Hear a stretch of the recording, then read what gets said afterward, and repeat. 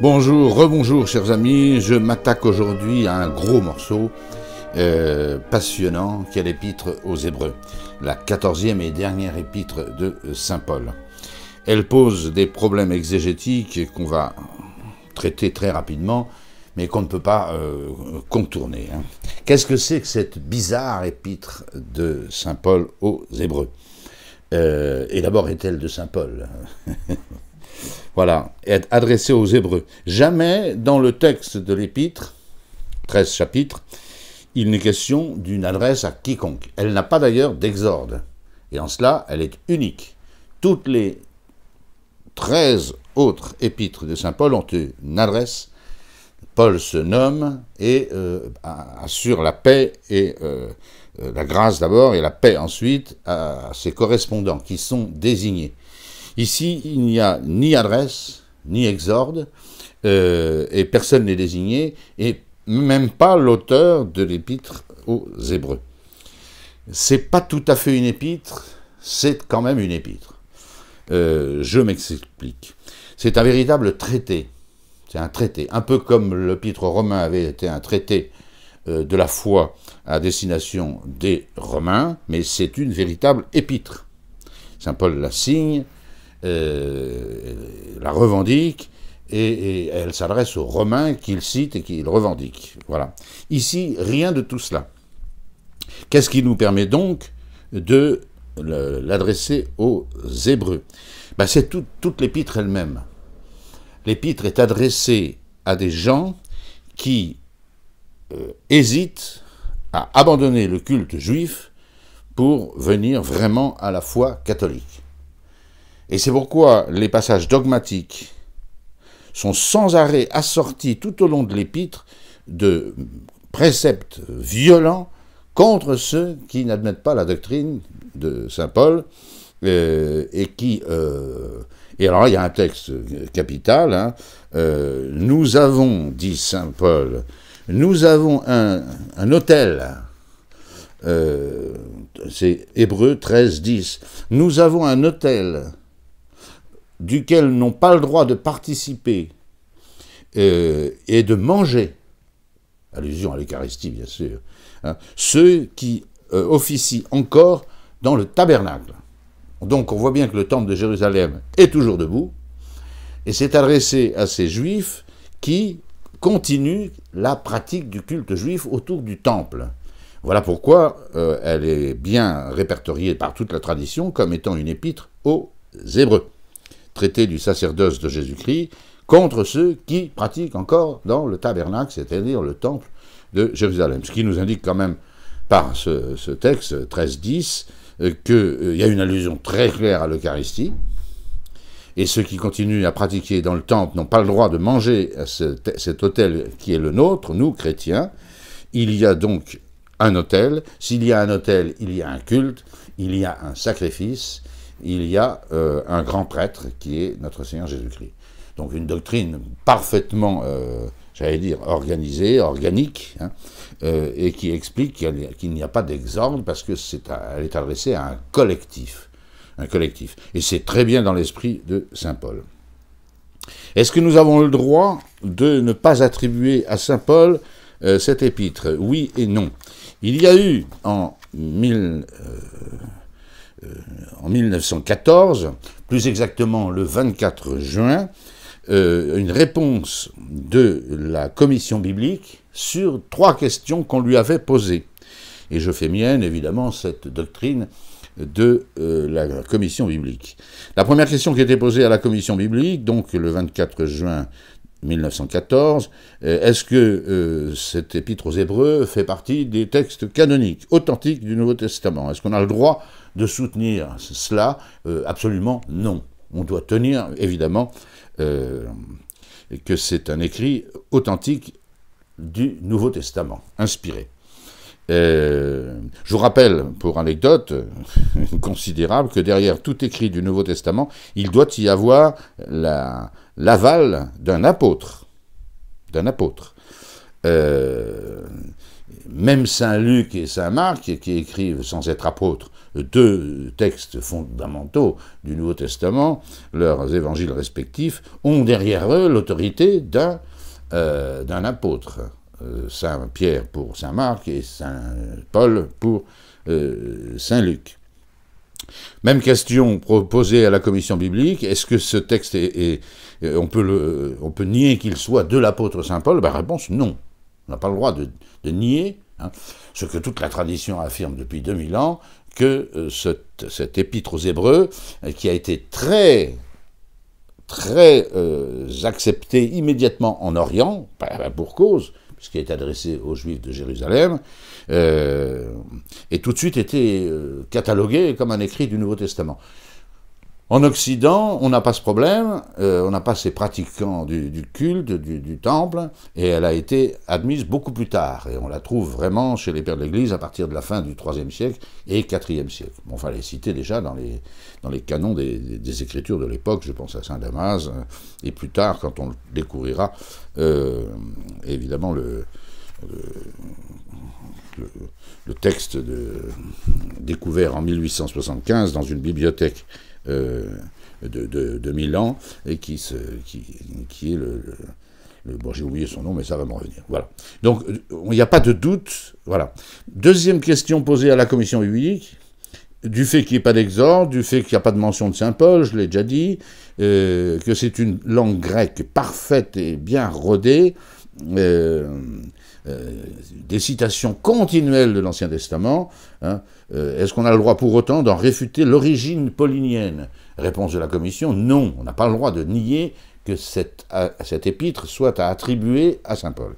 Et troisième question très intéressante, mais Saint Paul aurait-il donné lui-même la composition, la forme, la rédaction de cet épître? On n'est pas obligé de le croire. On peut très bien admettre que Saint Paul est utilisé, en faisant passer sa doctrine, ses principes, est utilisé un rédacteur qui ne soit pas directement l'apôtre Saint Paul lui-même. Eh bien, réponse de la commission biblique, on n'est pas obligé d'affirmer que Saint Paul a tenu la plume et que c'est un texte entièrement rédigé de la main de Saint Paul. Donc, ça nous ouvre des horizons. Ça nous ouvre des horizons. Le principal horizon que ça ouvre, qui a rédigé, tenu la plume de ce traité du sacerdoce, eh bien, on peut penser que c'est Apollos. Apollos, qui est un personnage considérable du Nouveau Testament, et d'ailleurs je vais le prouver par le Nouveau Testament, par les Actes des Apôtres, correspond parfaitement à la mentalité de cet épître aux Hébreux. Et pour ça, il faut se reporter à ce que disent les Actes des Apôtres parlant de ce célèbre Apollos. Vous vous souvenez, quand j'ai traité de l'épître aux Corinthiens, qu'il y avait à Corinthe un parti d'Apollos. Certains se vantaient d'avoir été baptisés par saint Paul, de ses propres mains, très peu d'ailleurs. D'autres se vantaient d'avoir été baptisés par Céphas, d'autres se vantaient d'avoir été baptisés par Apollos. Voilà. Et d'autres, qui avaient mieux compris les choses que les autres, se vantaient d'avoir été baptisés par Jésus-Christ lui-même. Bon, ce qui est beaucoup plus vrai d'ailleurs. Cet Apollos est un personnage très attachant, et voici ce qu'en disent les Actes des Apôtres en chapitre 19, chapitre 1 et suivant. C'est quand même très intéressant. 19-14, plus exactement. Voilà. 19-14 des Actes des Apôtres. Bon, ben j'ai perdu le... Voilà.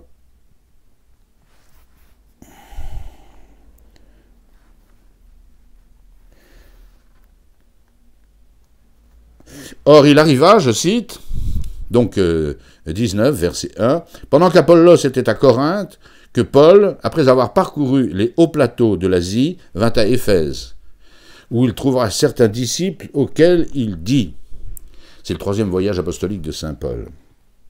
Avez-vous reçu l'Esprit Saint? Saint Paul s'étonne que ces gens-là n'ont pas l'Esprit Saint, manifesté de façon visible par les charismes divers et variés dont j'ai déjà parlé. Ils répondirent, mais nous n'avons pas entendu seulement dire qu'il y ait un Saint-Esprit. Ils ignorent le Saint-Esprit. Voilà. Mais de quel baptême avez-vous été baptisé dit saint Paul. Ils répondent du baptême de Jean. Alors saint Paul ordonna qu'on les baptise au nom du Seigneur Jésus, et là ils reçurent l'Esprit Saint. D'où venait cette erreur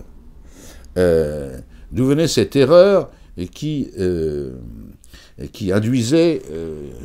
avait induit les Éphésiens à ne pas croire à l'Esprit Saint et par conséquent n'avaient pas reçu le Saint-Esprit puisqu'ils n'avaient reçu que le baptême de Jean. Voilà. Où est ce texte? J'ai bien noté la référence. C'est bien ce texte. Voilà. C'est 13-10. Non, 13-10, c'est l'autel. Nous avons un autel duquel ne sont pas admis ceux qui pratiquent encore dans le tabernacle.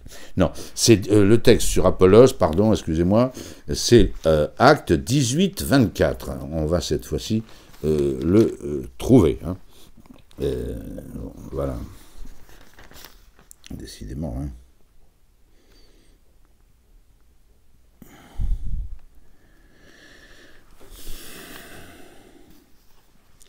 Après avoir passé quelque temps à Antioche, Paul repartit, c'est son 3e voyage apostolique, parcourant successivement les pays de la Galatie, de la Phrygie, affermissant tous les disciples. Or, excusez-moi, j'étais un peu long à retrouver ce texte, or, un juif nommé Apollos, c'est un juif. Il a un nom manifestement grec, originaire d'Alexandrie, c'est parfaitement logique, étant donné qu'il est... il a un nom grec, et il est originaire d'Alexandrie. Un homme éloquent vint à Éphèse. C'est lui qui va induire en erreur les Éphésiens. Il ignore l'Esprit Saint. Il était puissant dans la science des Écritures. Il avait été instruit de la voix du Seigneur et d'un esprit ardent, il parlait et enseignait avec exactitude ce qui concerne Jésus, bien qu'il n'eût connu que le baptême de Jean. Il se mit à parler avec assurance dans la synagogue. Priscille et Aquila, l'ayant entendu, le prirent avec eux. Ils se sont dit, Priscille et Aquila, c'est ce ménage magnifique qui accueille saint Paul à Corinthe où il passe 1 an et demi. Parce qu'ils avaient le même métier. Voilà, ils avaient été chassés de Rome par l'empereur Claude en 42, et c'est eux qui non seulement hébergent saint Paul, mais l'aident énormément pour l'évangélisation de Corinthe, qui n'est pas une mince affaire. Quand Priscilla et Aquila entendent parler ce brillantissime Apollos, ils se sont dit, on va quand même achever sa formation. Voilà. Et Aquila et Priscilla, l'ayant entendu, Apollos, le prirent avec eux et lui exposèrent plus exactement la voix du Seigneur. Ils finissent son catéchisme. Et comme il voulait passer en Achaïe, les frères l'encouragèrent et écrivirent aux disciples de le recevoir. Et quand il fut arrivé, il fut d'un grand secours aux croyants par le don qu'il avait, car il réfutait vigoureusement les Juifs en public, démontrant par les Écritures que Jésus est le Christ. Alors, ce personnage d'Apollos, ainsi magnifiquement décrit, avouez que c'est rare que le Nouveau Testament fasse l'éloge d'un homme aussi dithyrambique. Voilà. Mon professeur d'exégèse, le révérend Père Spic, affirmait que l'auteur, le rédacteur, pas l'auteur, le rédacteur de l'Épître aux Hébreux était ce Apollos. Évidemment, ça lui colle comme un gant, ça lui va parfaitement. C'est un juste au corps. Voilà. Nous n'avons pas la preuve apodictique, technique, scientifique, si je puis dire, que Apollos a rédigé l'Épître aux Hébreux. Mais en tous les cas, il était exactement taillé pour, et comme on voit bien que ce n'est pas le style immédiat de saint Paul, qu'on retrouve par exemple aux Galates ou aux Corinthiens, et même aux Romains, c'est une très bonne hypothèse que je fais mienne, si vous voulez. Alors, de quoi est faite cette épître, cette énorme épître, 13 chapitres aux Hébreux? On peut l'intituler « Le traité du sacerdoce de Jésus-Christ ». Et c'est capital. Vous avez encore des Juifs qui pratiquent dans le temple. Et tant qu'ils ont le temple du Seigneur qui n'est pas détruit, alors ils se disent, mais le culte, même le culte chrétien doit se faire autour du temple. Et on voit bien, toute cette épître est écrite contre ceux qui pratiquent encore dans le temple. C'est clair. On voit bien dans les Actes des Apôtres que Saint Pierre et Saint Jean montaient au temple pour prier et de temps en temps réciter un peu de bréviaire dans le temple. Pourquoi pas? Mais de là à s'associer au sacrifice du temple, hein, de béliers, de chèvres, de moutons et de vaches, ah non, pas question. Un chrétien a un autel, hein, Hébreux 13, 10, hein, duquel il a un autel duquel il participe et il mange la victime et auquel n'a pas le droit de participer ceux qui suivent encore le culte du tabernacle, c'est-à-dire du temple. Voilà, c'est très clair. D'où l'absence d'exorde dans cette épître. Absence d'exorde, et saint Paul attaque immédiatement sur la grandeur de Jésus-Christ. C'est ce qui rend cette épître si belle. Elle nous parle du Christ sans arrêt. Elle est faite de deux balanciers, si vous voulez, un sur la doctrine du Christ grand prêtre du Nouveau Testament, et deuxièmement, ce qui explique aussi l'adresse aux Hébreux, hein, les menaces effroyables et terribles dont saint Paul menace ceux qui continuent à considérer que le vrai temple, le vrai culte du vrai Dieu, c'est dans le temple. Et là, c'est terrible, c'est terrible. Hein. Saint Paul leur dira qu'il est effroyable de tomber entre les mains du Dieu vivant. Qu'ils aient à faire attention. Hein. C'est pas des péchés de la chair ou autre, mais c'est l'apostasie. Ceux qui continuent à penser que c'est le culte dû à Dieu, c'est celui qui s'opère dans le temple, ont perdu la foi, dit saint Paul, hein, et ils sont exactement comme les Hébreux dans le désert, qui sont en révolte contre Moïse. Voilà. D'où cet exorde, qui n'est pas une exorde, qui est tout de suite la célébration de la grandeur de Jésus-Christ. Et comme j'ai promis de vous brancher sur les textes de saint Paul, plutôt que de baratiner moi-même, eh bien lisons ce texte. Verset 1, chapitre 1. Après avoir à plusieurs reprises et en diverses manières parlé autrefois à nos pères par les prophètes, Dieu, dans ces temps qui sont les derniers, c'est-à-dire, il ne faut pas déduire de ce texte qu'on est arrivé à la fin du monde. C'est faux. C'est simplement dans ces derniers temps. On est dans une période qui va de l'ascension à la ruine du temple. Donc c'est très récent l'évangile. Et Jésus est remonté au ciel il y a quelques années seulement, en ces derniers temps. Voilà. En ces derniers temps, Dieu nous a parlé par le Fils. C'est très paulinien. Qu'est-ce que c'est que la bonne nouvelle? Je vous l'ai dit pour les Romains, la bonne nouvelle du Nouveau Testament, c'est le Fils. Voilà, point à la ligne. Hein. Le Fils, qu'il a établi héritier de toutes choses. Héritier de toutes choses. Il va recueillir toutes choses. Saint Paul dira qu'il faut tout récapituler dans le Christ. Tout ce qui a pu se passer avant le Christ était destiné au Christ. Il collecte l'ensemble de l'Écriture sainte. C'est le point de convergence de toute doctrine de la Sainte Écriture. C'est le Fils. Et saint Paul de citer tout de suite, parlant du Christ, j'adore ce texte, il parle tout de suite, il cite le splendide livre de l'Ancien Testament, le livre de la sagesse. En son chapitre 7, le livre de la sagesse, si j'avais plus de temps, je vous le lirai, je vous renvoie au chapitre 7. On voit bien que la sagesse de Dieu est un personnage, est une personne vivante qui est auprès de Dieu, qui nous donne accès à Dieu, et c'est évidemment la description du Christ. Et saint Paul de citer ce chapitre 7 du livre de la sagesse pour nous l'attribuer explicitement à Jésus notre Seigneur. Ce Fils qui est le rayonnement de sa gloire et l'empreinte de sa substance. il est certain que là, saint Paul a cité de mémoire, ou Apollos, hein, a cité de mémoire, parce que le texte est plus précis encore. Hein.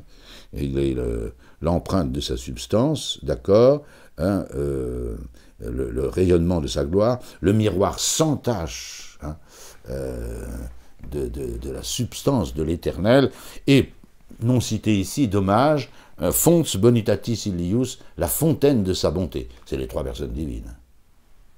Il y a Dieu, le rayonnement de la substance et de la gloire de Dieu, hein, le reflet sans tache de la grandeur de Dieu, de la substance divine, et la fontaine, Fons, de sa bonté, qui est évidemment la bonté de Dieu, c'est le Saint-Esprit. Voilà.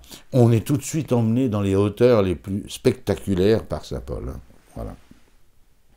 Qui soutient toute chose par sa puissante parole. C'est presque le prologue de saint Jean, ça. Hein. Au commencement était le Verbe était auprès de Dieu, et le Verbe était Dieu. Hein. Et tout ce qui a été fait par lui. On retrouve cette doctrine dans l'Épître aux Colossiens. C'est lui qui soutient toute chose par la puissance de sa parole. C'est par lui que toutes choses ont été créées et qu'elles subsistent. Même doctrine dans le discours de saint Paul devant l'Aréopage à Athènes. Et qui soutient toute chose par la puissance de sa parole. Un peu plus avant, hein, par lequel, ce Fils, il a créé le monde. Exactement la doctrine de saint Jean, du prologue. Après nous avoir purifiés de nos péchés, il s'est assis à la droite de la majesté divine, au plus haut des cieux. Ce texte est capital. Saint Paul va le reprendre une demi-douzaine de fois. Quand est-ce que le sacerdoce du Christ rentre dans sa plénitude? Au moment de l'ascension. Et je vous montrerai cette thèse qui est très facile à démontrer, puisque saint Paul la répète sans arrêt. Et nous verrons comment. Le vrai sanctuaire n'est plus le temple, le vrai sanctuaire est devenu la Sainte Trinité. Parce qu'il y a un temple, mais un temple qui, pour la première fois, et au moment de l'ascension, un temple qui a son grand prêtre. Dieu n'est pas prêtre. Dieu, en tant que Dieu, n'est pas prêtre. Un prêtre, saint Paul nous le dira tout à l'heure, c'est celui qui intercède auprès de Dieu en faveur des hommes. Mais Dieu ne peut pas être prêtre, Dieu ne peut pas interpeller Dieu en faveur des hommes. Il faut être un homme pour intercéder en tant qu'homme. Voilà. C'est donc le jour de l'ascension que, s'asseyant à la droite de la majesté divine, je reprendrai cette doctrine très importante, et je vous la démontrerai par le texte de l'Épître aux Hébreux, que la Sainte Trinité elle-même est devenue un temple. Parce qu'elle c'est le grand conseil, le conseil supérieur des trois personnes divines, mais il y a, depuis l'incarnation et surtout le retour glorieux après son sacrifice de Jésus dans la Trinité, où il s'assied à la droite de la majesté divine, alors la Sainte Trinité devient un temple. Et vous verrez que cette doctrine est sublime, reprise par la liturgie catholique dans le Supplices Terrogamus, j'y reviendrai. Vous voyez un peu, ça vaut bien une exorde. Voilà. Il s'est assis à la droite de la majesté divine, au plus haut des cieux. D'autant plus grand, Jésus-Christ est d'autant plus grand que les anges, que le nom qu'il possède est plus excellent que le leur. Alors le nom, je n'y reviens pas, je l'ai déjà dit 10 fois, le nom c'est la personnalité profonde. Jésus est bien plus grand que les anges par sa personne divine, hein, et le nom que Dieu lui attribue. Voilà. On l'a vu de façon explicite dans le 2e chapitre de l'épître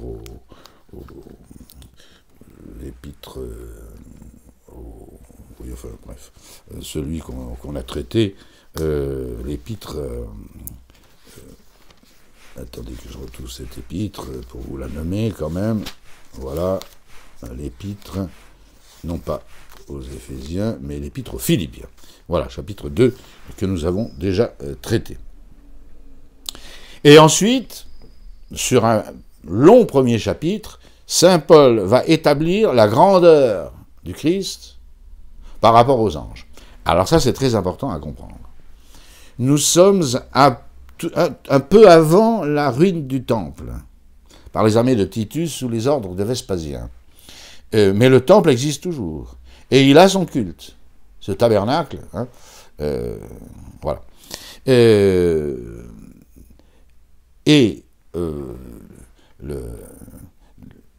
Saint Paul va démontrer la grandeur de Jésus-Christ par rapport aux anges. Pourquoi par rapport aux anges? Là, il faut bien comprendre cette doctrine qui commence à ravager l'Église, qui s'appelle le gnosticisme. Certainement, les grands gnostiques seront du IIIe et du IVe siècle. Carpocrate, Basilide, Valentin, des fléaux de l'Église qui ont failli mettre l'Église. En quoi consiste cette doctrine? C'est qu'il multiplie des êtres intermédiaires entre Dieu et nous, les éons, E-O-N-S, voilà. Et finalement, Jésus ne serait qu'un de ces éons qui ne sont pas des anges, mais c'est ce monde angélique. Hein, et les apôtres vont se s'arc-bouter tous, Saint Jean, Saint Paul, tous les écrits du Nouveau Testament, ceux qui sont vers la fin de la période apostolique, vont s'arc-bouter contre cette pestilence du gnosticisme. Si Jésus n'est qu'un néon parmi les autres, un rideau, c'est fini le catholicisme. Voilà. Il faut donc, tout en respectant ces braves anges, j'allais dire, les laisser à leur place. Et tout le chapitre premier de saint Paul aux Hébreux, eh bien, va nous montrer l'excellence, la grandeur de Jésus-Christ par rapport aux anges. Auquel des anges, verset 5, vous voyez que ça démarre très vite, auquel des anges, en effet, Dieu a-t-il jamais dit, tu es mon fils, aujourd'hui je t'ai engendré. Psaume 109, bien sûr. Hein. C'est très intéressant parce que saint Paul fait allusion continuellement dans cet épître à la racine du sacerdoce de Jésus-Christ. La racine du sacerdoce de Jésus-Christ, c'est l'incarnation. C'est le fait que Jésus-Christ étant et Dieu et homme est le prêtre idéal du Nouveau Testament. Et ça, c'est pas un ange ne peut pas faire ça. Il n'a pas un pied dans la maison de Dieu. Hein. Tandis que Jésus-Christ est l'une des personnes de la Sainte Trinité. C'est pas pareil. Voilà. Mais vous voyez, c'est directement dirigé contre ceux qui, grandissant, exploitant les anges de façon anarchique, voilà. On voit bien dans les épîtres tardives du Nouveau Testament que toutes elles combattent déjà le gnosticisme naissant, car il y a déjà des gnostiques au moment de cette époque apostolique. Il y a des gnostiques. Le plus célèbre étant Marcion, gnostique juif. On peut dire que l'épître aux Hébreux est écrite contre les marcionites. Petite anecdote amusante, un jour Saint Jean l'évangéliste est à Rome et il sort des thermes. C'est pas une piscine, hein, les thermes. Il y avait de l'eau, sans doute, mais c'était aussi des bibliothèques et on travaillait énormément, etc. Il sort et il croise Marcion. Et Marcion, plein d'orgueil, dit à Saint Jean l'évangéliste, tu me reconnais? Et Saint Jean le répond, le doux Saint Jean le répond, je reconnais en toi le premier-né de Satan. Voilà ce que pensait Saint Jean de Marcion. Alors, c'est très intéressant parce que saint Paul a déjà cité que Jésus-Christ est l'empreinte de la substance et le rayonnement de la gloire de Dieu. C'est pas un ange, ça. Hein. Bon. Tu es mon fils, aujourd'hui je t'ai engendré. Et sans arrêt, saint Paul va faire appel à cette fondation, j'allais dire, du messianisme par le prophète Nathan sous l'appel de David. C'est assez très important à comprendre. 5-6 fois, saint Paul va revenir sur ce texte que Jésus est le Fils de Dieu. Tu es mon Fils, aujourd'hui je t'ai engendré. Rapidement, je raconte cette anecdote, même si je l'ai déjà fait, mais c'est capital, puisque l'Écriture fait sans arrêt allusion à cette anecdote. David est au sommet de sa gloire, il a construit un palais pour lui magnifique, et puis il réfléchit, il est pieux David, malgré ses quelques frasques, il réfléchit, qu'est-ce que je pourrais faire pour Yahvé? Il est plein de zèle pour Yahvé. Voilà. Et puis, Eureka, il a une bonne idée, je vais faire construire à Yahvé, qui habite encore sous la tente ramenée d'Égypte, c'est lamentable, je vais faire construire un temple splendide. Et on peut le croire, on peut l'en croire. Mais avant, il va consulter le prophète Nathan. Il y a à la cour de David un prophète Nathan qu'on peut consulter comme ça. Alors il rentre dans son bureau et il soumet son projet faramineux de construire un temple somptueux à Dieu. Voilà. Et puis, réflexion de Nathan, qui revient le voir quelques jours après, et j'ai consulté Dieu, Dieu n'est pas d'accord. Dieu n'est pas d'accord. Tu as fait couler beaucoup trop de sang, tu es un homme de sang, c'est pas toi qui me construiras un temple. C'est ton successeur qui le fera. C'est d'ailleurs ce qui s'est passé, c'est Salomon qui a fait construire le temple. Mais la prophétie de Nathan à David ne s'arrête pas là. Et c'est là où c'est merveilleux. David veut me construire un temple? Pas question, dit Dieu, par la bouche du prophète Nathan. C'est moi, dit Dieu, c'est moi qui vais lui construire un temple, qui vais lui construire une maison. Une maison, comme on dit, la maison de Bourbon, la maison de ceci. Je mettrai sur ton trône, dit Dieu à David, je mettrai sur ton trône un de tes descendants qui régnera éternellement sur la maison de Jacob. C'est le Messie. C'est l'annonce explicite et très circonstanciée du Messie. Et Dieu d'ajouter cette phrase incroyable, je serai pour lui, pour ce descendant illustre, qui régnera éternellement sur la maison de Jacob. Vous connaissez les phrases de l'Annonciation. Il sera pour moi un fils, je serai pour lui un père.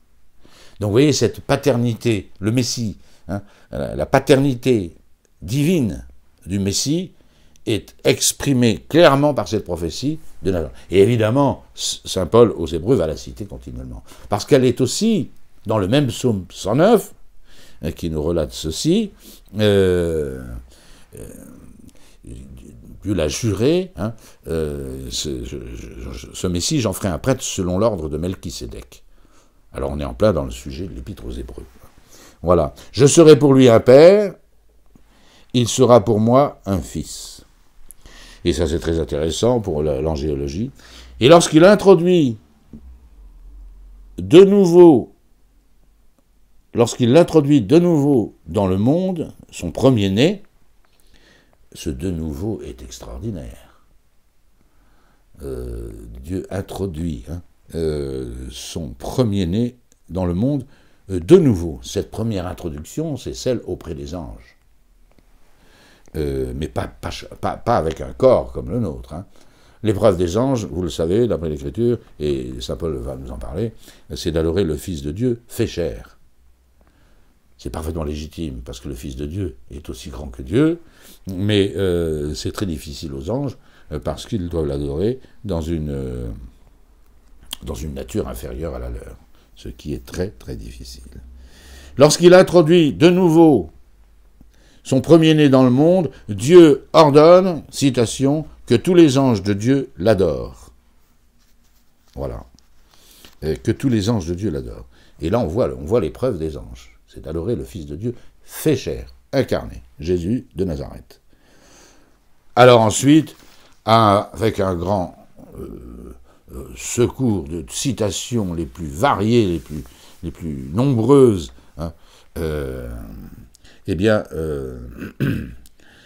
saint Paul va démontrer l'excellence de Jésus-Christ. En citant les psaumes dans tous les sens, je ne vais pas le faire parce que ça nous retiendrait trop.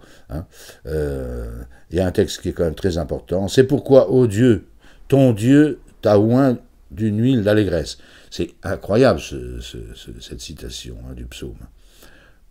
ça s'adresse à Dieu. Ô Dieu, vocatif pour les latinistes et les grecs. Hein. Voilà. Ô Dieu, ton Dieu, il s'adresse à ce Messie comme étant Dieu. Ô Dieu, ton Dieu t'a oint d'une huile d'allégresse de préférence au-dessus de tous tes compagnons. Cette huile d'allégresse, hein, c'est l'onction de la divinité sur l'humanité de Jésus-Christ, qui se répand comme une huile. Voilà, les grands prêtres dans l'Ancien Testament étaient consacrés par l'onction d'huile d'un prophète. Jésus de Nazareth, le psalmiste s'adresse au Messie, ô Dieu, hein, et ton Dieu t'a oint d'une huile d'allégresse, de préférence à tous tes compagnons. Compagnons, c'est tous les autres hommes. Voilà. Et auquel de ces anges Dieu a-t-il jamais dit, assieds-toi à ma droite, jusqu'à ce que je fasse de tes ennemis l'escabeau de tes pieds. Et ainsi de suite, et ainsi de suite. Et puis, première partie morale, je vais passer très vite. Attention, dit saint Paul, si vous ne gardez pas cette doctrine, Dieu ne vous le pardonnera. Le grand péché de l'Épître aux Hébreux, c'est l'apostasie. C'est de perdre la foi dans l'unicité, la grandeur du Sauveur, et puis son sacerdoce. Et pour continuer d'aller courir après les idoles, pas les idoles, mais à courir après les sacrifices du temple de l'Ancien Testament. Hein. Voilà cette première partie directement dirigée contre les gnostiques, mais qui nous montre, la grandeur de Jésus-Christ, et pas encore son sacerdoce, qui va être affirmé plus bas, mais le fondement du sacerdoce de Jésus-Christ. Et le fondement du sacerdoce de Jésus-Christ, c'est le mystère de l'incarnation, qui fait que Jésus-Christ est le Fils de Dieu. Et Fils de Dieu et homme. Et donc tout désigné pour être le grand prêtre du Nouveau Testament. Voilà. Ensuite, de quoi est faite cette épître aux Hébreux ?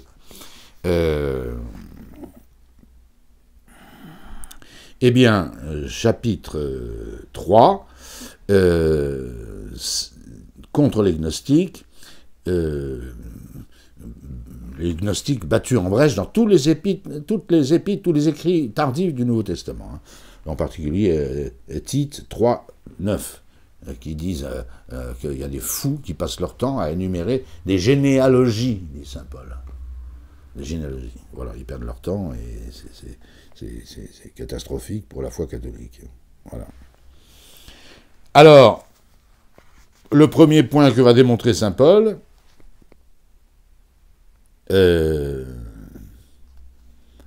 c'est la supériorité de Jésus-Christ sur Moïse. Si on continue à pratiquer dans le temple, c'est que c'est selon toutes les ordonnances de Moïse, qui a codifié au détail, voilà. Et on a l'impression que si on met un pied de travers par rapport à ces ordonnances de Moïse, on est infidèle à Dieu.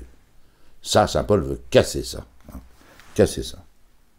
C'est pourquoi, frères saints, chapitre 3, verset 1, vous qui entrez en partage de la vocation céleste, considérez, c'est unique ça, considérez l'apôtre et le grand prêtre de la foi que nous professons, Jésus. C'est la seule fois dans tout le Nouveau Testament où Jésus est appelé apôtre. Marquez, apôtre, c'est l'envoyé, hein, donc il est vraiment l'apôtre. Enfin, c'est très rare. Hein. Jésus, le Fils de Dieu, et il a choisi des apôtres pour prêcher sa doctrine. Mais là, l'épître aux Hébreux qualifie Jésus d'apôtre, ce qui n'est pas du tout gênant, au contraire. L'apôtre est le grand prêtre de la loi que nous professons, Jésus, de la foi que nous professons, Jésus, qui est fidèle à celui qui l'a établi, comme Moïse a été fidèle dans toute la maison. Il surpasse absolument Moïse en dignité, verset 3. D'autant que celui qui a construit une maison a plus d'honneur que la maison elle-même. La maison de Moïse, c'est Jésus qui l'a bâtie.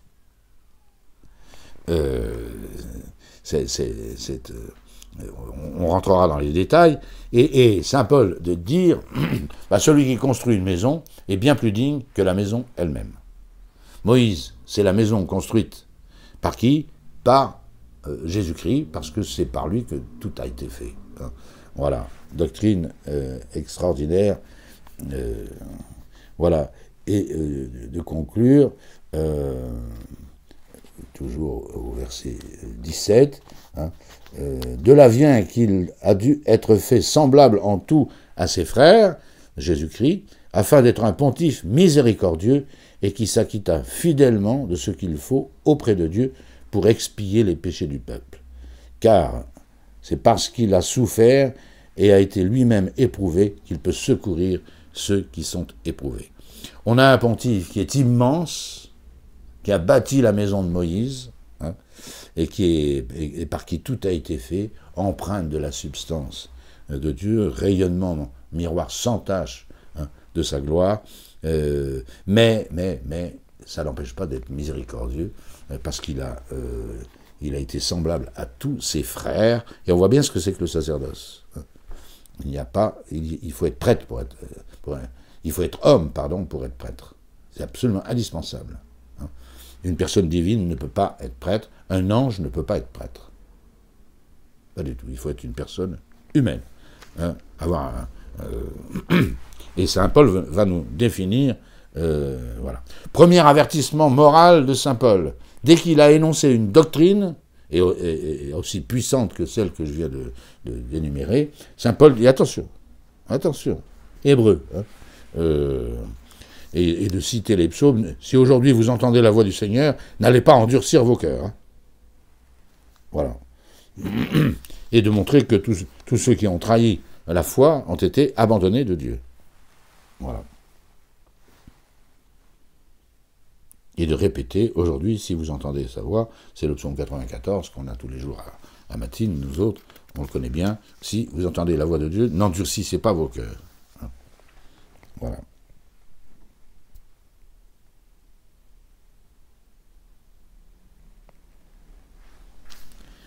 Empressons-nous donc d'entrer dans ce repos que Dieu promet, afin qu'aucun ne tombe en désobéissance. Car elle est vivante, la parole de Dieu, elle est efficace, plus acérée qu'aucune épée, à deux tranchants, si pénétrante qu'elle va jusqu'à séparer l'âme et l'esprit, les jointures et les moelles, elle démêle les sentiments et les pensées des cœurs. Aussi, nulle créature n'est cachée devant Dieu, mais tout est à nu et à découvert aux yeux de celui à qui nous devons rendre compte. C'est un message très dur, il y en aura de plus dur encore. Voilà. Nouvelle partie dogmatique, alors voyez, vous avez compris maintenant comment est faite l'Épître aux Hébreux, elle affirme un dogme splendide, et puis ensuite elle dit attention, si vous ne suivez pas cette doctrine, vous trahissez Dieu, et vous perdez la foi, et il ira même jusqu'à dire que si on a perdu la foi, il n'y aura pas de solution de rechange. Il faudra interpréter ces textes. À partir du chapitre 5, description du prêtre. Fondamental. Ça vaut aussi pour les prêtres du Nouveau Testament. Chapitre 5, verset 1. En effet, tout grand prêtre pris d'entre les hommes est établi pour les hommes en ce qui regarde le culte de Dieu, afin d'offrir des oblations et des sacrifices pour les péchés. Donc, un prêtre, un grand prêtre, doit être pris parmi les hommes. Je vous l'ai déjà dit, je me répète. Et il est établi pour les hommes. Il n'y a de prêtre que d'hommes. En ce qui regarde le culte de Dieu, afin d'offrir des oblations et des sacrifices pour les péchés. Il est capable d'user d'indulgence envers ceux qui pêchent par ignorance et par erreur. Pas par malice. Ceux qui pêchent par malice, par volonté de s'opposer à la foi, au dessein de Dieu, il n'y a pas de bonté et de miséricorde pour eux. Mais ceux qui pêchent par ignorance ou par erreur, il est capable d'user d'indulgence, parce qu'il est lui-même entouré de faiblesse. Que c'est vrai, ça. Il doit donc offrir pour lui-même, ça ne colle pas avec Jésus-Christ, il doit offrir pour lui-même, comme pour le peuple, des sacrifices pour les péchés. Magnifique définition du sacerdoce. C'est vrai des prêtres du Nouveau Testament. Dans le sacrifice de la messe, la première intention du prêtre, c'est pro innumerabilibus peccatis et offensionibus et negligentis meis. C'est faux pour Jésus-Christ. Jésus-Christ n'a rien offert pour ses péchés vu qu'il n'en avait pas. Voilà. Et nul, continue Saint Paul, qui décrit le sacerdoce, c'est un texte fondamental. Nul ne s'arroge cette dignité. Il faut y être appelé de Dieu comme un Aaron. Alors on dirait, mais Aaron a bien été appelé par Dieu, concedo, je vous le concède, voilà. Mais maintenant, ça marche autrement. Dieu a institué le Christ prêtre. Voilà. Je cite verset 5 du chapitre 5. Ainsi le Christ ne s'est pas élevé lui-même à la gloire du souverain pontificat. Donc maintenant, vous voyez, le souverain pontificat, il n'y a plus de caïphe, tout ça c'est fini. Anne Caïphe, c'est fini. Il y a un souverain prêtre, c'est Jésus de Nazareth. Voilà. Ainsi le Christ ne s'est pas élevé de lui-même à la gloire du souverain pontificat, mais il l'a reçu de celui qui lui a dit, rebelote, ça va être 5-6 fois, tu es mon fils, je t'ai engendré aujourd'hui. Le lien qu'il y a entre cette filiation divine du Seigneur et son sacerdoce, c'est le mystère de l'incarnation. Et dans le même psaume, tu es mon fils, aujourd'hui je t'ai engendré, comme il dit dans un autre endroit, cet autre endroit c'est 4 versets plus loin, donc c'est pas très loin, c'est la preuve que Apollos cite de mémoire. Il aurait pu nous dire c'est le psaume 109, verset tant et verset tant. Bon.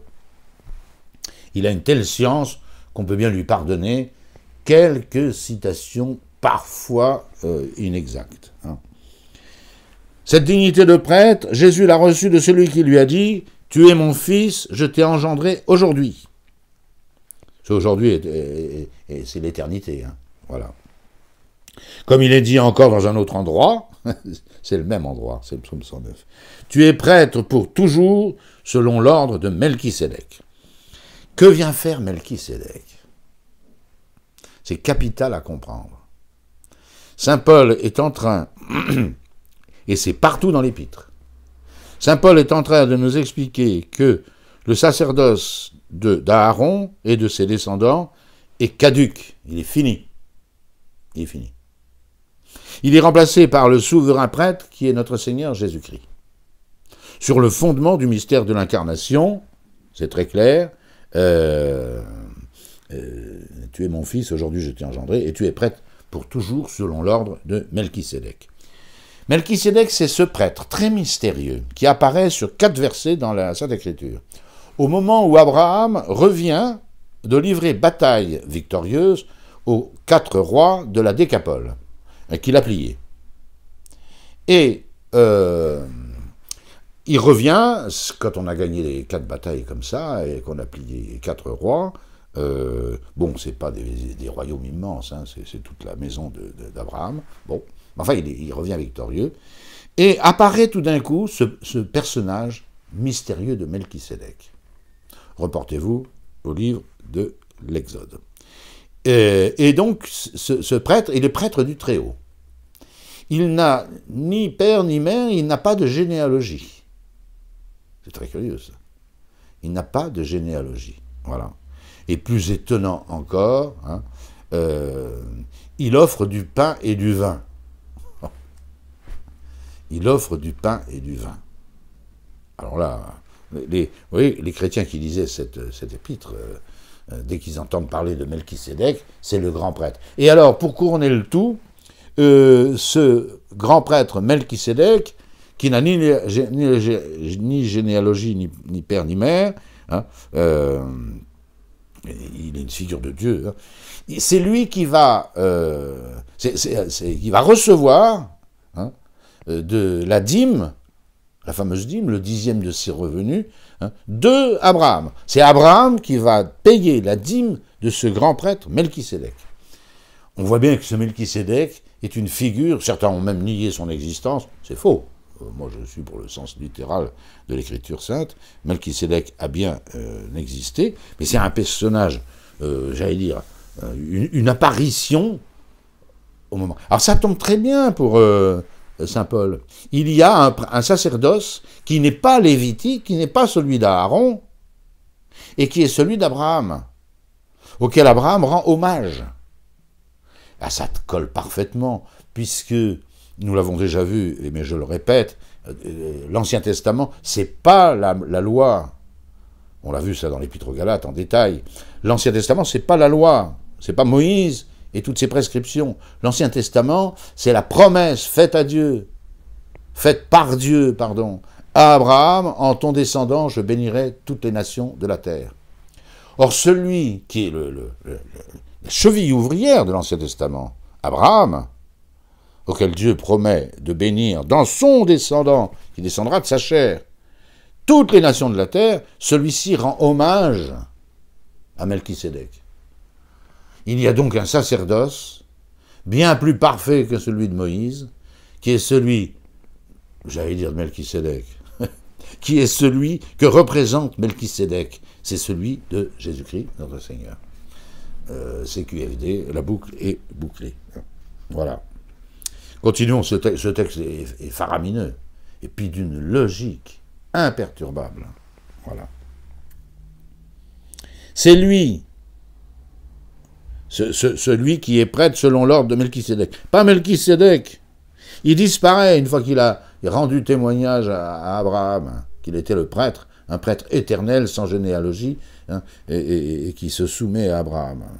C'est lui qui, dans les jours de sa chair, avec de grands cris et avec des larmes, Jésus, hein, a offert des prières et des supplications à celui qui pouvait le sauver de la mort, Gethsémani. Et ayant été exaucé pour sa piété, il a appris, tout fils qu'il est, il est fils, l'égal de Dieu, hein, il a appris, tout fils qu'il est, par ses propres souffrances, ce que c'est d'obéir. Je ne recommande pas ce texte. Hein. Jésus-Christ n'avait pas à obéir à Dieu, vu qu'il est Dieu et qu'il est l'égal de Dieu, en toutes choses. Hein. L'égal du Père et du Saint-Esprit. Il n'est pas l'égal de Dieu, parce qu'il est Dieu lui-même. Bon, voilà. Il n'a donc pas obéi. Il a appris par ses souffrances ce que c'est que d'obéir. Ce qui n'est pas pareil, je l'ai dit, à propos de Philippiens, chapitre 2. Et maintenant, le voilà au terme, il sauve à jamais ceux qui lui obéissent, Dieu l'ayant déclaré grand prêtre, selon l'ordre de Melchisédek. Jésus-Christ est prêtre, selon l'ordre de Melchisédek, c'est-à-dire non pas selon l'ordre d'Aaron et de ses descendants. Ceux-ci sont rayés de la carte, à cause de la grandeur de Jésus-Christ et de la grandeur de Melchisédek, qui rend hommage comme prêtre du Très-Haut, hein, il rend hommage à Abraham, qui est la cheville ouvrière de l'Ancien Testament. Le salut de Dieu, c'est la promesse faite à Abraham, et puis de ce descendant, puis quand le descendant arrive, ben, la promesse cesse du fait qu'elle est réalisée. N'importe qui le comprend. Voilà. Nouvelle mise au point morale, je passe très vite, sinon on n'aura pas le temps, hein, et saint Paul, après ce qu'il vient de dire sur Melchisédek, que Jésus-Christ est prêtre pour l'éternité selon l'ordre de Melchisédek, mais qu'est-ce qu'il va faire? Il va faire un paragraphe pour nous montrer la supériorité de Jésus-Christ, non plus sur Moïse, mais sur Melchisédek. Logique. Ce Melchisédek, chapitre 7, roi de Salem, prêtre du Dieu Très-Haut, qui vint au-devant d'Abraham à son retour de la défaite des rois, le bénit, et à qui Abraham donna la dîme de tout son butin. Il connaît bien l'Ancien Testament. Hein, qui est d'abord, selon la signification de son nom, roi de justice, et ensuite roi de Salem, qui deviendra Jérusalem, hein, c'est-à-dire roi de la paix, qui est sans père, sans mère, sans généalogie, qui n'a ni commencement de jour, ni fin de vie, et qui est ainsi devenu semblable au Fils de Dieu. Ce Melchisédek demeure prêtre pour toujours. Il est prêtre in aeternum. Mais Melchisédek était un homme, et Melchisédek est mort un beau matin. Puis il disparaît de la Sainte Écriture aussi vite qu'il n'y est entré. Et saint Paul résume toute la doctrine sur Melchisédek. Et qu'est-ce qu'il nous dit, hein? C'est lui qui est devenu semblable au Fils de Dieu. Et ce Melchisédek, lui, ce vrai Melchisédek, qui est Jésus-Christ, hein, demeure prêtre pour l'éternité. Saint Paul expliquera un peu plus loin que les prêtres, ils meurent comme les autres. Hein, voilà. Considérez, mes frères, combien est grand celui à qui Abraham, le patriarche, donna la dîme sur tout ce qu'il avait de meilleur. Ceux des fils de Lévi qui obtiennent le sacerdoce ont, d'après la loi, ordre de lever la dîme sur le peuple, c'est-à-dire sur leurs frères, qui cependant sont sortis eux aussi du sang d'Abraham. Je passe les détails de cette doctrine. Ainsi, verset 18, a été abrogée la première ordonnance à cause de son impuissance et de son inutilité. La première ordonnance, c'est le culte mosaïque. Voilà.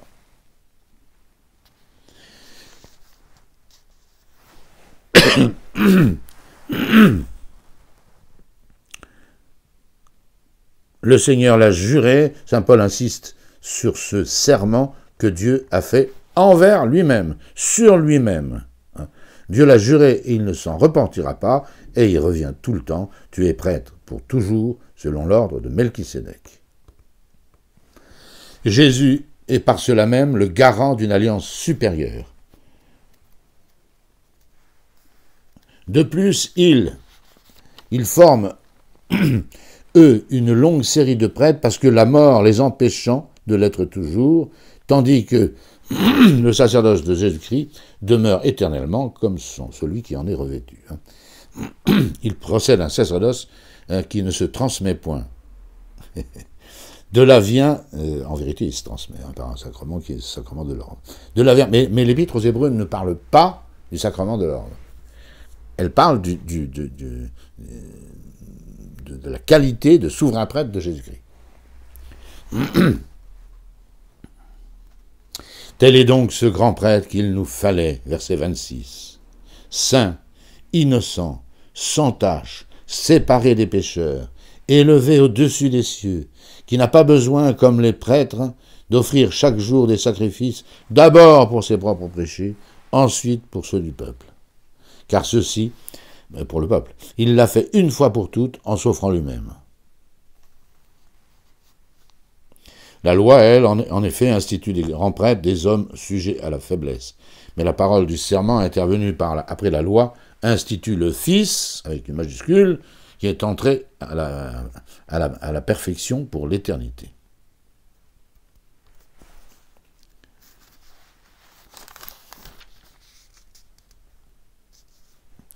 Et alors là, nous abordons une doctrine que j'aime beaucoup, distillée encore par l'Épître aux Hébreux, après encore des remontrances morales, hein, pour garder la foi dans ce pontife suprême et infini, hein,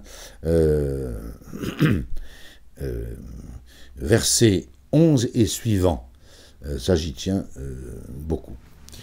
Mais le Christ, ayant paru comme grand prêtre des biens à venir, c'est en passant par un tabernacle plus excellent et plus parfait, qui n'est pas construit de main d'homme, c'est-à-dire qui n'appartient point à cette création. Et ce n'est pas avec le sang des boucs et des taureaux, mais avec son propre sang qu'il est entré une fois pour toutes dans le Saint des Saints, après avoir acquis une rédemption éternelle. Car si le sang des boucs et des taureaux, et si la cendre d'une vache dont on asperge ceux qui sont souillés, sanctifie de manière à procurer la pureté de la chair, combien plus le sang du Christ, qui par l'Esprit éternel, hein, vous voyez que Apollos, c'est lui, hein, il n'a pas oublié le Saint-Esprit, et s'est offert lui-même sans tache à Dieu, purifiera-t-il notre conscience des œuvres mortes pour servir le Dieu vivant. Alors moi j'ai longuement réfléchi sur ce texte, qui m'a perturbé pendant des années. Qu'est-ce que c'est que ce tabernacle qu'a traversé notre Seigneur Jésus-Christ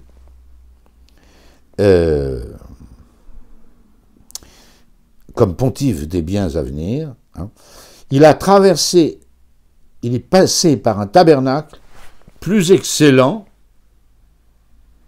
que les gens de l'Ancien Testament, et plus parfait, qui n'est pas construit de main d'homme.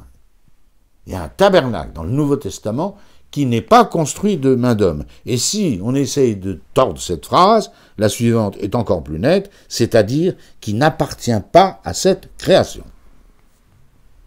Voilà. Qu'est-ce que c'est que ce tabernacle, hein, ce temple qui n'est pas fait de main d'homme, c'est-à-dire qui n'appartient pas à cette création, et que Jésus a traversé.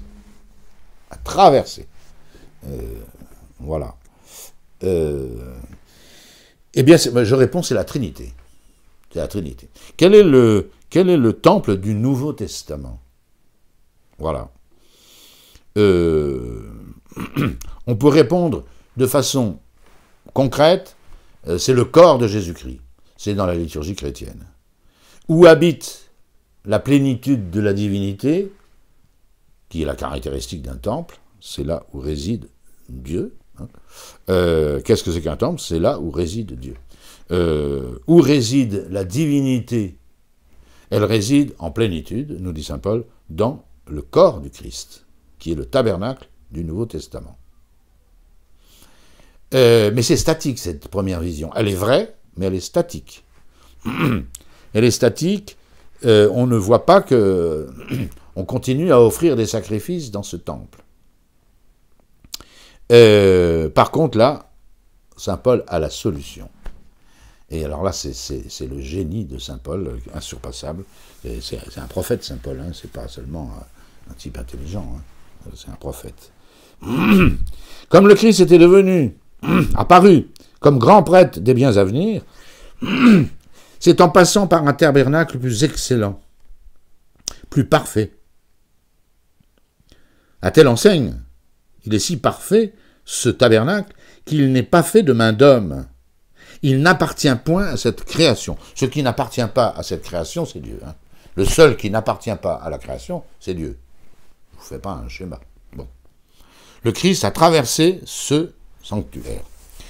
Je réponds que ce sanctuaire que le Christ a traversé, muni de son propre sang, c'est la Trinité sainte, le Père, le Fils et le Saint-Esprit.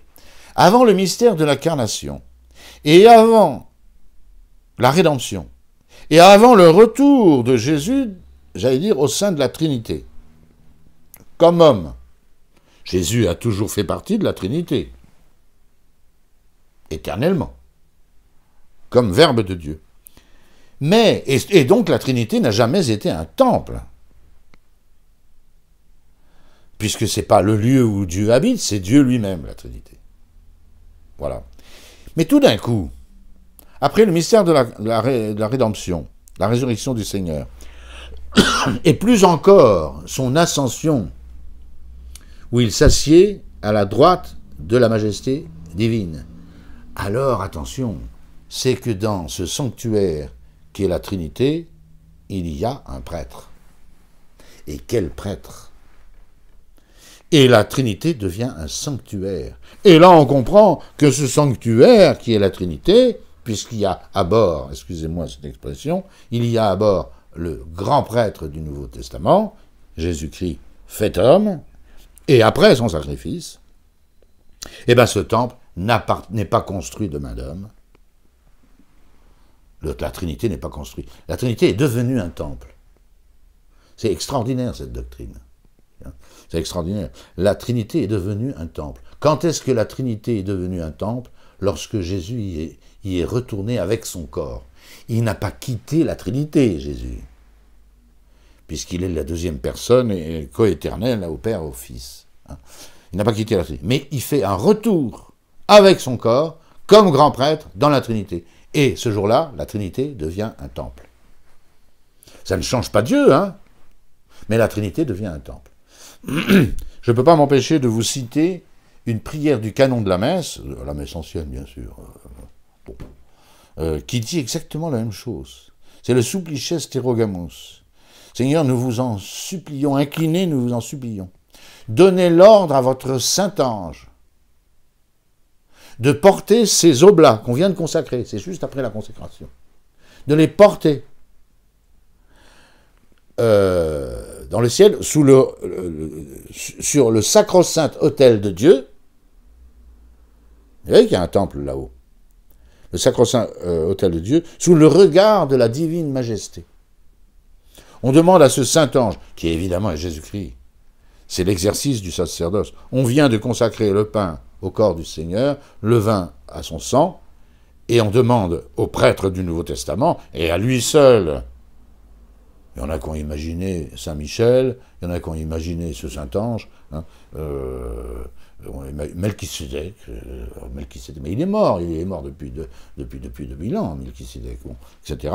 On demande au Saint-Ange. Alors évidemment, Jésus est appelé ici le Saint-Ange. Le Saint-Ange qui porte ses oblats, sous le regard de la majesté divine, sur le sacro-saint autel de Dieu, et faisant de ce temple, c'est tout nouveau, un temple, parce qu'il y a un grand prêtre. C'est le Supplices Erogamos. Alors attention, c'est vrai que l'Écriture sainte fait très attention, pour la raison qu'on a vue au début de l'Épître aux Hébreux, de ne pas appeler Jésus un ange, parce que c'est dangereux. Mais là, c'est le cas. Magni concilii angelus. Isaïe avait dit la même chose, que Jésus est l'ange du grand conseil. Le grand conseil, c'est la Trinité, le conseil supérieur. Et Jésus en est bien l'ange, c'est celui des trois personnes divines qui nous a été envoyé. Angeloi, Angelein, envoyé. Voilà. Alors là, c'est vrai que dans l'introïde de Noël, qui cite ce texte d'Isaïe, c'est très rare, mais Jésus est appelé un ange. L'ange du grand conseil, voilà. Et quand il remonte au ciel, après son sacrifice, il est de nouveau appelé un ange par le canon de la messe. Rien que la suppression de ce Supplices Erogamos condamne la nouvelle messe. On ne peut pas toucher à une prière aussi sublime. C'est interdit. C'est l'iconoclasme pur et simple. Je passe voilà. Maintenant, vous comprendrez ce que veut dire ce chapitre 9, versets 11, 12 et suivants. Jésus arrive là-haut avec son propre sang. Il s'assied à la droite de la majesté divine. Vous voyez, l'événement capital de l'ascension du Seigneur, c'est pas tellement que Jésus disparaît derrière la nuée, en regardant s'éloigner les apôtres qui attrapent le torticolis, là. Non, c'est pas ça l'événement fondamental. L'événement, comme dit saint Marc, il dit simplement, Jésus s'élève et il s'assied à la droite de la majesté divine. Voilà, ça c'est important. Il s'assied comme prêtre, et la Trinité devient un sanctuaire. Bon, je me répète, mais c'est tellement... Vous noterez quand même que Jésus-Christ remonte avec son sang, son propre sang, et qu'il a offert par l'Esprit éternel. Capitale, cette petite remarque. L'Esprit éternel, c'est l'Esprit Saint. Quelle est la valeur du sacrifice de Jésus-Christ? C'est toute une autre doctrine, on ne peut pas tout dire. C'est l'Esprit Saint, c'est la charité. Ce n'est pas tellement les souffrances du Christ qui est la rançon de notre salut. C'est l'acte d'amour infini qu'il fait envers son Père et envers nous. Ça, c'est de l'or. Et c'est l'Esprit Saint. C'est par l'Esprit Saint, c'est par la charité de Dieu que Jésus-Christ s'est offert. Voilà.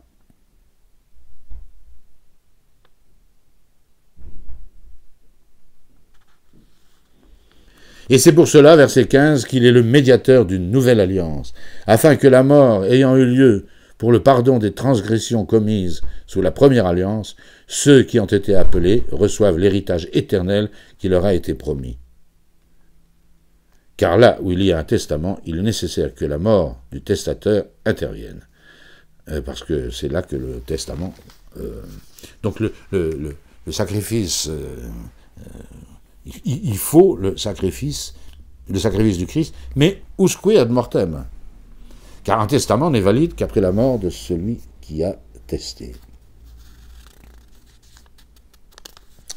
Saint Paul répète cette doctrine, et tandis que tout prêtre se présente chaque jour pour accomplir son ministère et offre plusieurs fois les mêmes victimes, nous prêtres on est bien placés pour le savoir, qui ne peuvent jamais enlever les péchés, ça c'est l'Ancien Testament, nous on y arrive, lui au contraire, Jésus-Christ, après avoir offert un seul sacrifice pour les péchés, s'est assis pour toujours à la droite de Dieu,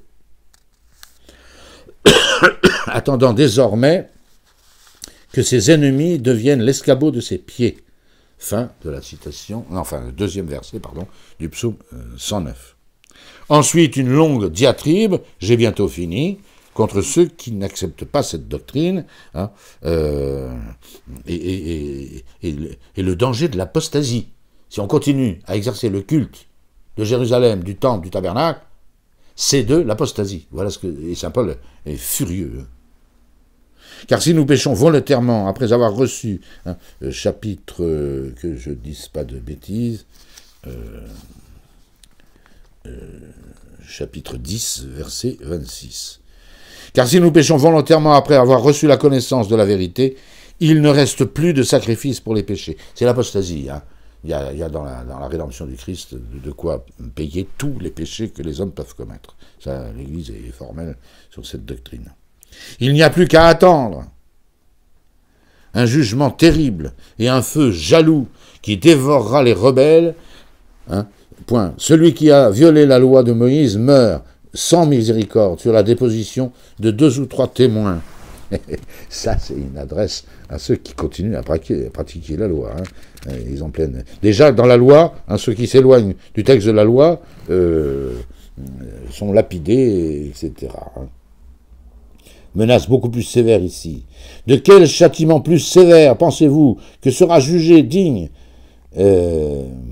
celui qui aura foulé aux pieds le Fils de Dieu, qui aura tenu pour profane le sang de l'Alliance, le sang de Jésus-Christ, par lequel il avait été sanctifié, et qui aura outragé l'esprit de la grâce. Car nous le connaissons, celui qui a dit « À moi la vengeance, c'est moi qui payerai de retour, et encore, le Seigneur jugera son peuple. » Et il est effroyable de tomber entre les mains du Dieu vivant. Vous voyez un peu la sévérité contre ceux qui continuent le culte du temple. Je passe très vite sur les 2 chapitres qui viennent, 10 et 11. 11, c'est très simple.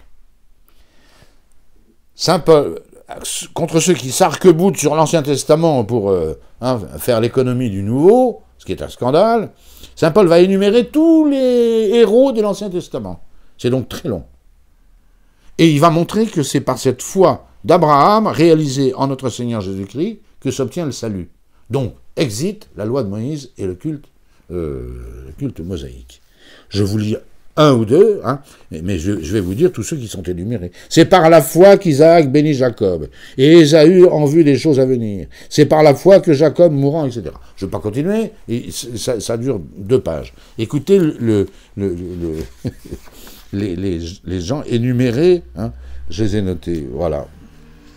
C'est par la foi que, et il donne une anecdote caractéristique, Abel, Enoch, Noé, Abraham, Sarah, les patriarches, Isaac, Jacob, Joseph, Moïse, Rahab, Gédéon, Baruch, Samson, Jephthé, David, Samuel, et de conclure qu'ils ont été persécutés, coupés, sectionnés, etc., eux dont le monde n'était pas digne.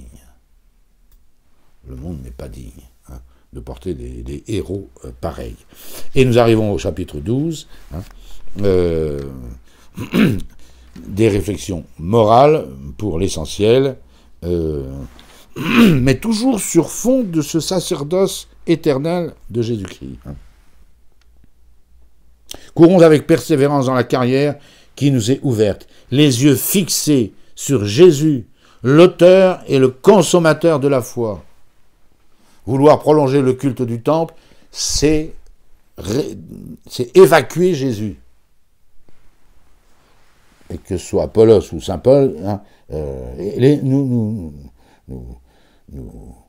nous courons dans la carrière qui nous est proposée, les yeux fixés sur Jésus, auteur et consommateur de la foi, lui qui, au lieu de la joie qu'il avait devant lui, méprisant l'ignominie, a souffert la croix, et s'est assis à la droite du trône de Dieu, sans arrêt, il le martèle. Voilà. Qu'est-ce que veut dire cette petite phrase? Méprisant,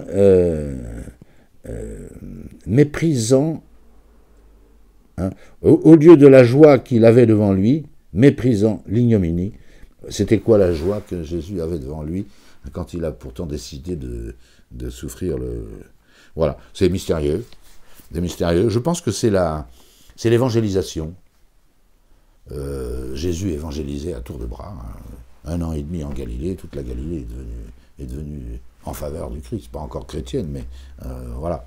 Et je pense qu'on voit cette joie dans l'évangile de Saint Jean, quand il voit les blés fleurir et que la moisson arrive, c'est une grande joie.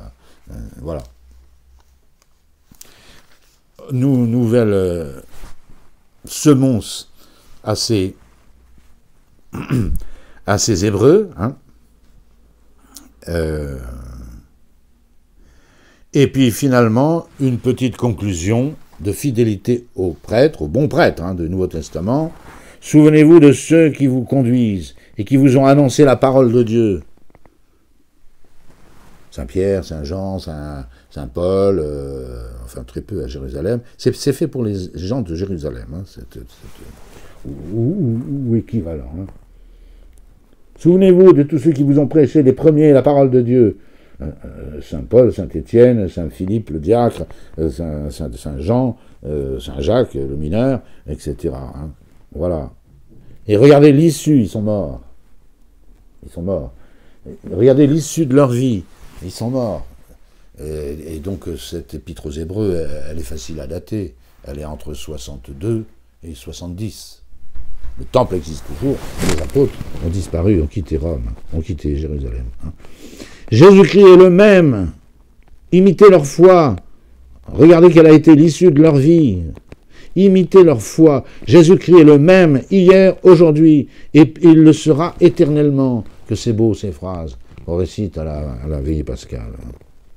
Et cette phrase que je vous ai déjà citée tout à l'heure, mais qui est capitale pour la compréhension, nous avons un autel dont ceux-là n'ont pas le droit de manger, qui reste au service du tabernacle. Peut-on être plus clair? Je répète cette phrase. Nous avons un autel dont ceux-là n'ont pas le droit de manger, qui reste au service du tabernacle. Nous mangeons d'un autel. C'est clair, il y a une allusion directe à l'Eucharistie ici. Et l'Eucharistie n'est pas faite pour ces Juifs qui font encore le culte du temple. Exit. Car nous n'avons pas encore exhortation ici-bas de demeure permanente, mais nous marchons vers la cité future. J'aime beaucoup cette phrase. La conclusion de cette épître, que le Dieu de la paix, qui vous a ramené d'entre les morts, celui qui, par le sang d'une alliance éternelle, est devenu le grand pasteur des brebis, prêtre et pasteur, oui, c'est équiparé ici, notre Seigneur Jésus vous rende capable de toute bonne œuvre pour l'accomplissement de sa volonté, etc. Notez bien cette petite remarque, saluez tous ceux qui vous conduisent et tous les saints. Les frères d'Italie vous saluent. Que la grâce soit toujours avec vous. Les frères d'Italie vous saluent. Ça veut dire que cet épître est écrit d'Italie, et probablement dans les dernières années de Saint Paul, enfin de la prédication de Saint Paul, dans les années avant le martyre de Saint Paul, peut-être dans la deuxième captivité de Saint Paul. Sinon, il ne dirait pas que les frères d'Italie vous saluent, vous, ces Hébreux de Jérusalem. Je vous remercie.